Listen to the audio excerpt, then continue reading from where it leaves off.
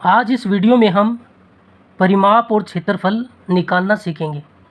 ऐसी आकृतियों में परिमाप और क्षेत्रफल कैसे निकाला जाता है, आज इस वीडियो में हम सीखेंगे। दोनों ही आकृतियों के परिमाप निकालने हैं और दोनों ही आकृतियों के क्षेत्रफल निकालने हैं। पहली आकृति हमें दी गई है, इसका परिमाप क्या होता है? परिमाप सभी भुजाओं का जोड़ होता है। अगर हम इसकी सभी भुजाओं को जोड़ दें तो वह इसका परिमाप होगा। देखो, ये भुजा हमें 6 सेमी दी गई है, फिर ये भुजा हमें 8 दी गई है, फिर ये तीसरी भुजा ये वाली जो इतनी है ये 1 दी गई है, ये वाली हमें नहीं दी गई है। देखो, ये जो भुजा है और ये जो भुजा है ये बराबर है, ये 4 सेमी है तो ये भी 4 सेमी होगी। तो ये भुजा हमें कितनी दी है? 4 दी है। फिर ये भुजा हमें कितनी दी है? 4 दी गई है। फिर ये भुजा हमें कितनी दी गई है? 4 दी गई है। अब हमें ये भुजा निकालनी है। देखो, ये पूरी भुजा 6 सेमी है, 4 ये है, 1 ये, 4 1 5, 6 में से 5 गई तो ये कितनी रहेगी? 1 रहेगी, तो प्लस 1 हो जाएगी। ये भुजा देखो 8 सेमी है तो इसके सामने वाली भुजा भी बराबर लंबाई की है तो ये भी 8 सेमी होगी, तो प्लस 8। अब हम इनको जोड़ेंगे। 6 में 8 जोड़ा 14, 15 4 19, 4 23, 23 4 27, 27 28 और 8 36, तो 36 सेमी इसका परिमाप आएगा। फिर हमें ज्ञात करना है इसका क्षेत्रफल।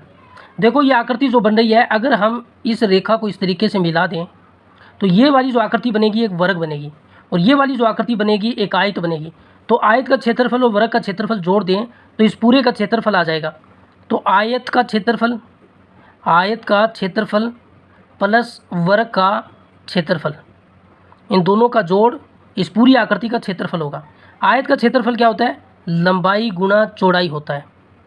प्लस वर्ग का क्षेत्रफल क्या होता है? भुजा का वर्ग होता है। आयत की लंबाई कितनी है? 8 दी गई है और इसकी चौड़ाई कितनी? 6। प्लस वर्ग की भुजा कितनी है? देखो 4 सेमी, तो 4 का वर्ग होगा। 8 को 6 से गुणा किया 48, प्लस 4 को वर्ग किया 16, 48 में 16 को जोड़ेंगे तो ये 64 वर्ग सेमी क्षेत्रफल होगा। अब हमें दूसरी आकृति का परिमाप निकालना है, तो इसकी सभी भुजाओं का जोड़ ही इसका परिमाप होगा। देखो, ये 7 सेमी है, इस भुजा की लंबाई हमें ज्ञात करनी है। टोटल कितनी है? ये 10 है। पूरी लंबाई कितनी है? 10 है। 2 ये रही, अगर 10 में 2 ये घटा दें तो ये लंबाई आ जाएगी। 10 में 2 घटाएंगे तो 8 सेमी ये लंबाई आएगी।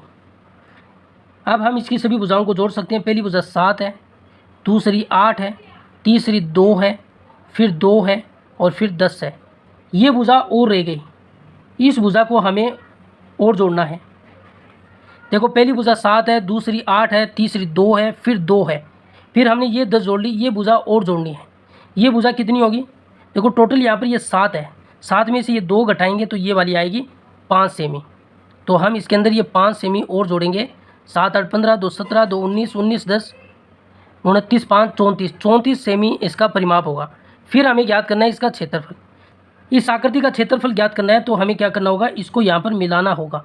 मिलाएंगे तो यहाँ पर एक वर्ग की आकृति बनेगी जिसकी भुजा 2 सेमी है, ये भी 2 है। वर्ग की चारों भुजाएं बराबर होती है तो ये भी 2 सेमी होगी और ये भी 2 सेमी होगी। इसमें भी देखो, वर्ग की चारों भुजाएं बराबर है तो इसमें भी ये 4 सेमी होगी। तो क्षेत्रफल इसका निकालना है हमें, इतनी आकृति का हमें क्षेत्रफल निकालना है, ये वाली आकृति का। तो ये पूरा आयत बन रहा है, आयत में से ये वर्ग घटाएंगे तो ये वाली आकृति का क्षेत्रफल आ जाएगा।